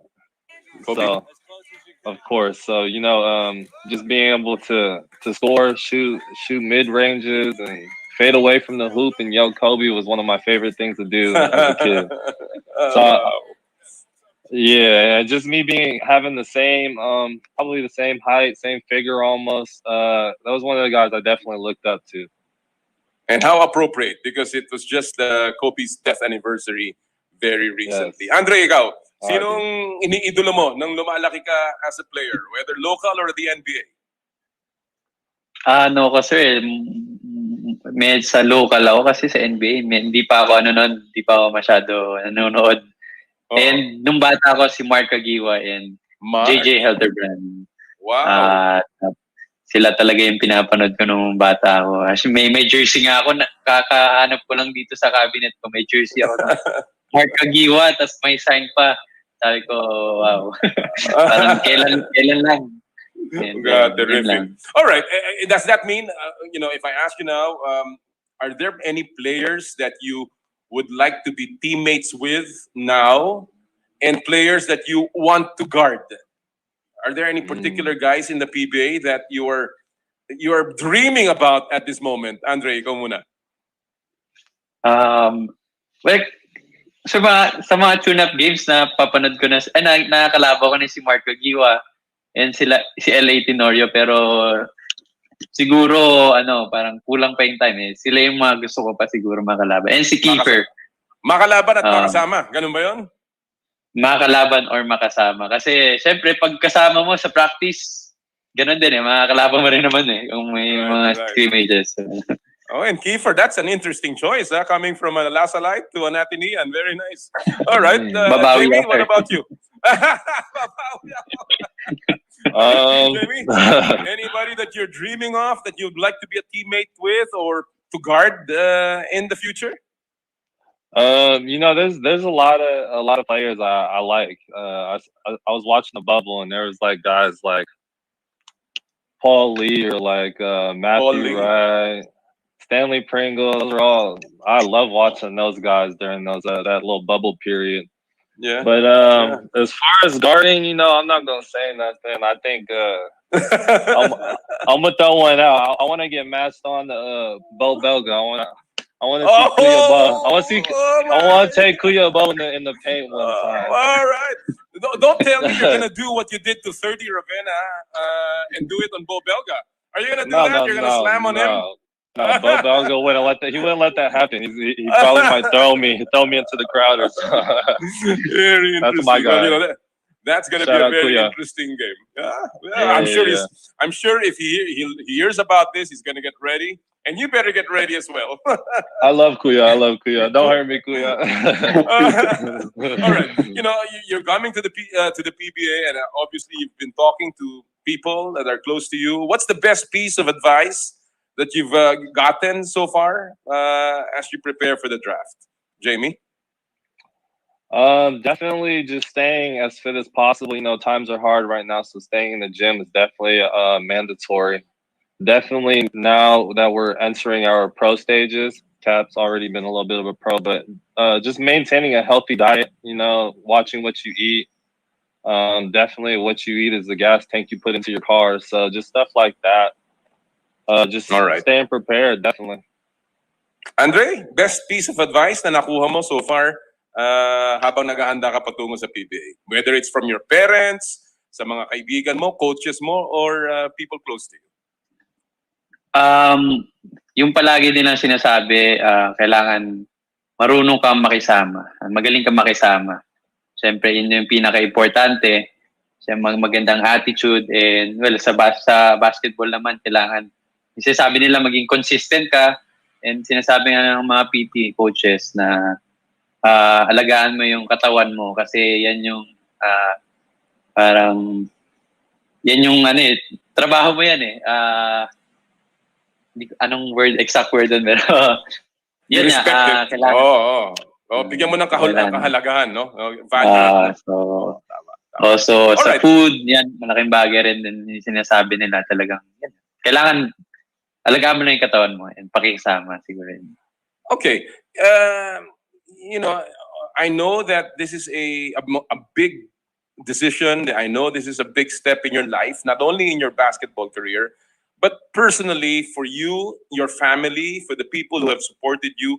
What does being selected in the PBA draft mean, Andre? Anong ibig sabihin nito para sa'yo? To be selected in the PBA, if ever? Sir, long time, ito yung, kumbaga, dinidream ko to simula nung bata ako and ngayon, parang, hindi lang to basketball, syempre trabaho na to para sa amin. And tsaka matagal mong inihintay ito. Sabi ko simula bata pa ako. Matagal ko inihintay ito kaya ito yung paghihirap na sa past mo, parang ito na yung magiging result. So masaya ako sa magiging resulta kahit ano mangyari. Jamie, what does this mean to you in your life, to your family, and to all the people who have made you Jamie Malonzo today? Definitely a lot.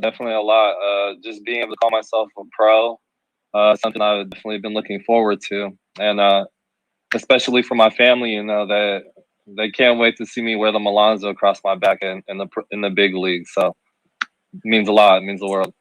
All right.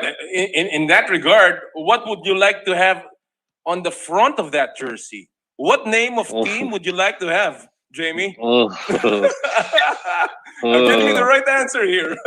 You know what? I wish it was my seriously. choice, but Yeah, but seriously, if you had a choice, what I is had a it? choice? Yeah. all right. If I'm gonna be honest, I'm gonna keep the San Miguel ties going from the De La Salle, and I'm gonna go with the San Miguel ties.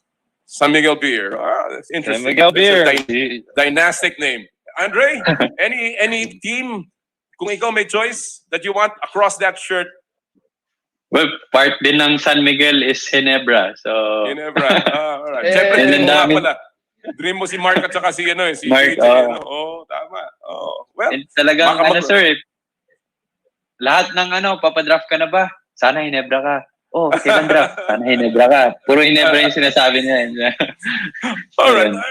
Would you consider, if you are drafted in the Gilas pool, if there is a Gilas draft, would you consider it, both of you? Man, Gilas, that would be dope. I wish they would change the rules sometime soon. Yeah. That's honestly been a dream of mine to be able to represent the country. So yeah, that would be right. some cool stuff for sure. Andre?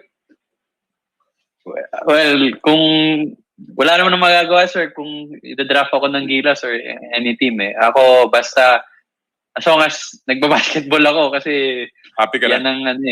Happy na ako. All right. Yan po mga kaibigan ang ating naging panayam sa dalawang manlalaro na papasok ng PBA draft at expected na will be selected very high in the coming PBA draft. Andre Carajut at si Jamie Malonzo. By the way, happy birthday kay Andre. Birthday pala niya ngayon. Naku, talaga namang timing na timing. Good luck to the two of you, Jamie and Andre. We'll take a quick break sa aming pong pagbabalik. Ang aming pong panayam kay Miss Akiko Thompson, the legendary swimming queen of the Philippines.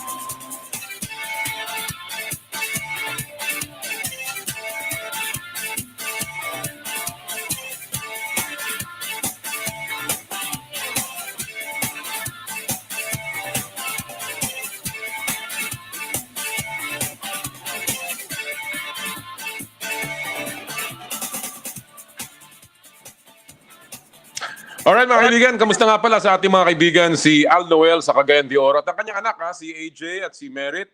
Kamusta kanyo dyan sa Cagayan de Oro City? At this point, at parte po ng ating Olympians Huddle, Olympian Series, yung pong ating pagkamusta. Sa mga dati nating Olympian, makakapanayan po natin ang isa sa pinaka-bemedaled swimmers ng bansa, a 3-time Olympian and a 7-time gold medalist ng Southeast Asian Games.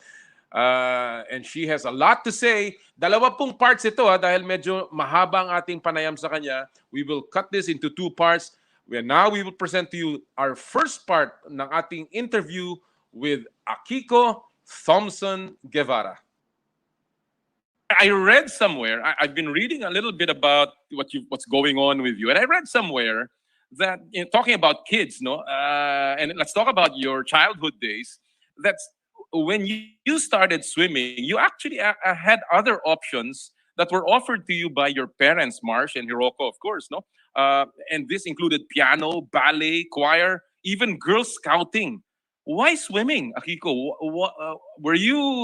Was it love at first splash for you, or was it why swimming?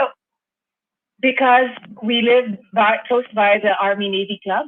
We lived in Paco. I grew up in Paco, and my brother, my sister, and I were very hyper active. Swimming was a great way for us to expel all the excess energy. So matalino my parents were smart, but it was.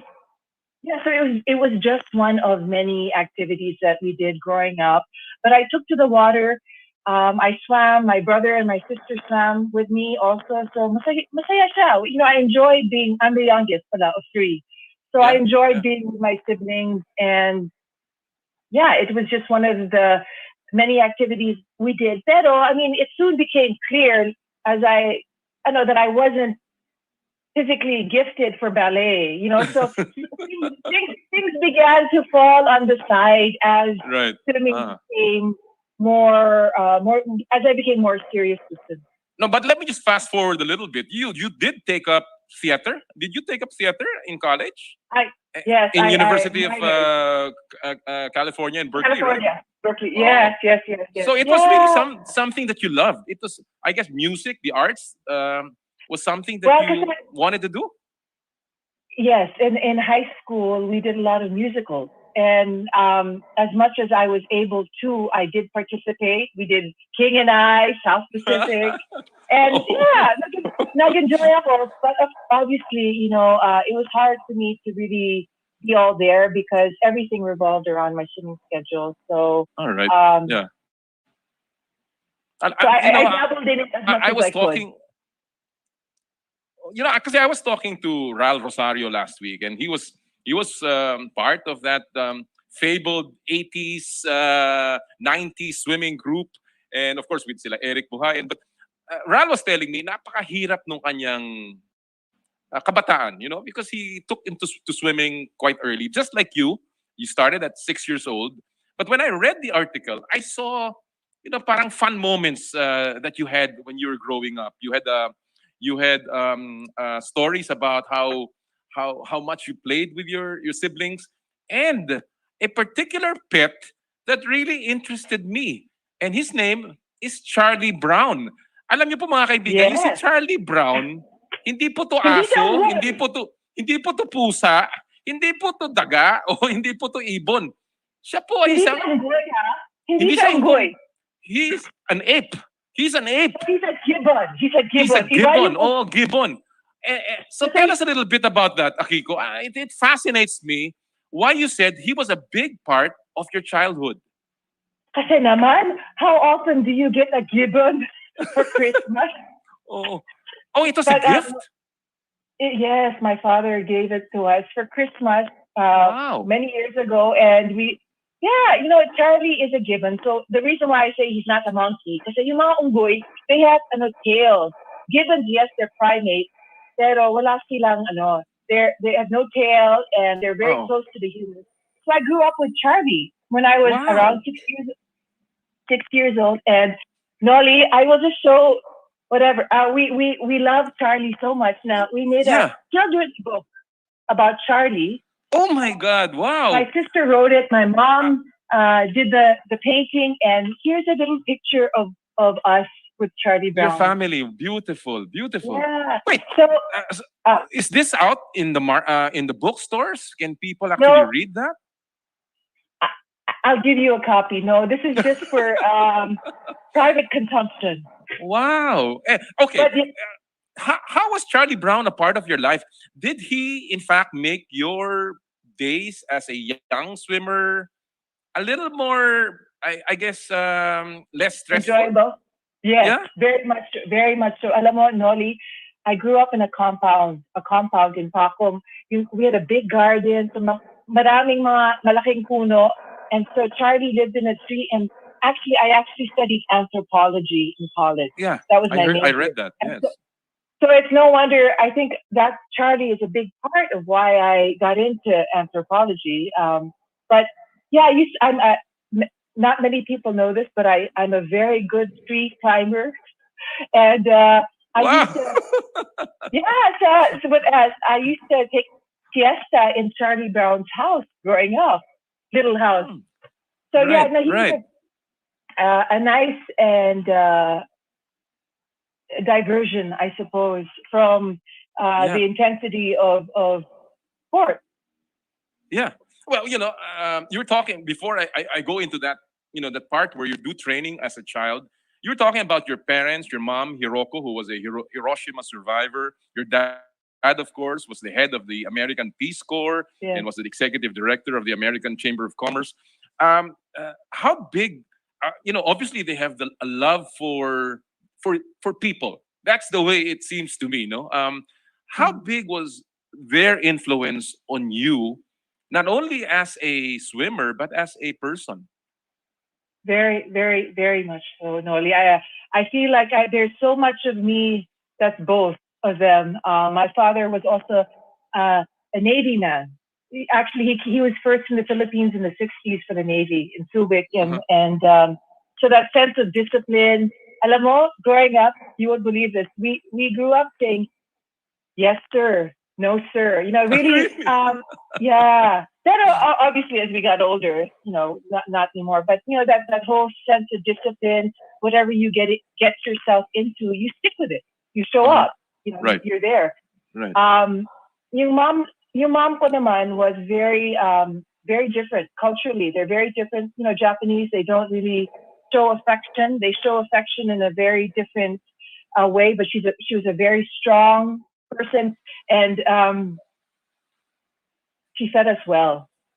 So just eating healthily was something that my mom very much instilled in all of my brother and sister and I. Well, Yeah. clearly it was the strength of your dad, the discipline that he carried, your mom's love for service, and I guess love for people that I guess manifested in the way you've handled your career and also your swimming career. But not looking back now, what you went through, would you make your kids go through that? Only if they really wanted to. And honestly, I would prefer that it wasn't swimming. I would prefer them to go, just because I realized they will always be in the shadow. If it were swimming, they'll always be in the shadow of their mom, and I kind of don't want that for them. And I'm thankful. I have two boys, 10 and 8, and they're football fanatics. Oh, good! So- Wow, great. Yeah, I'm happy that they found something that they're passionate about. But if they wanted to, by all means, I would Terrific. support them. Well, speaking about again your childhood days, with Charlie Brown, with other things going on, you had your other lessons. How did you manage to stay focused, Akiko, in terms of the real goal for you? And kailan mo naisip na I really want? I mean, that Olympic dream is really something that I want. Noli, I'll be very honest with you. I began singing for the pure fun of it. Masaya siya. So I was there, Masaya. and then when I was 11, 12 years old, I was invited to join the national team. And I remember I was crying with my coach because I was scared. I was scared of leaving the comfort of my team, scared of leaving my sister and brother. But at the same time, I realized that this was an opportunity that I could not pass up. And so I joined the national team, and from Army Navy Club, I started training at the University of Life, the University of Life back then. Right. Right. And it was hard because it just, the intensity of the training went that much harder. But I realized, but at the same time though, I enjoyed it because wow, what a privilege, what an honor. And at that time, I really did not think about the Olympics. And I know my parents didn't even have that in their minds, but I went to my very first international competition, 1986, yung Southeast Asian Age Group in Bangkok. And at that time, I got my citizenship by a presidential decree. So it was literally overnight. I got my citizenship. And at that competition in Bangkok, they're still saying, Filipino ba yan? And so at the end of the race, I could only swim for demonstration. I could not actually win medals, which was fine. But the following year, I went to my very first Southeast Asian Games, 1987 in Indonesia. Right. And that, I mean, I really did not have any aspirations, really. I just, these opportunities came. I put in the hard work, and wow. And then, at the 1987 SEA Games, I really didn't think I would win a gold. But, I just, Coach Pinky said, Akiko, you're going to go out like this. You're going to do this. Oh, it's okay. Yes. Sige. That was your first gold in Bangkok in 1980. Jakarta in 1987. Jakarta. I have an interesting question about that because alam naman natin in 1983 there was political turmoil in the Philippines. That was when Ninoy was assassinated. In 1986 we had the EDSA revolution, and during that time so many uncertainties, just like the pandemic now. No, hindi mo alam kung what will happen tomorrow during those days. No, was it difficult to train with all those uncertainties, knowing ano ba tong tinitraining ko for? Matutuloy ba ako? Just like now, in other words, what kind of advice do you give our athletes who, in the back of their minds, are wondering, matutuloy ba yung Olympics? Yeah, I have to say though, back then I was so young, I didn't realize the magnitude of what was happening around us at that time. And I guess when you're young, also the beauty is, you're oblivious in some ways, and you just, whatever your coach says, you do.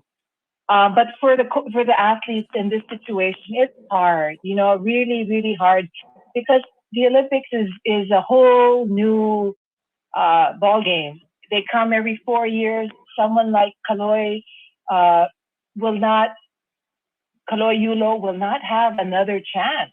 I mean, he could, but the chances for him to come back in 4 years, it'll be that much more difficult. And so having this delay of 1 year was hard, but I guess the silver lining, I don't know if you say that, but it's just that everyone's in the same situation. So all athletes around the world are in the same, and they're doing the best they can. And I guess even now, we were hoping and praying, because really, Noli, I feel like this is the closest we've ever been to actually getting that gold in the Olympics. Correct. For so many of them, for Kaloy, for Hidilyn, even for Irish and Margie. Yeah, and even EJ Obiena, who has and even Obiena, the pole vaulter. Yeah, so, and so the ladies, like for the boxing and the skateboarding, because it's such a new sport, women's boxing, I guess there's an advantage to that also, and so I'm hoping.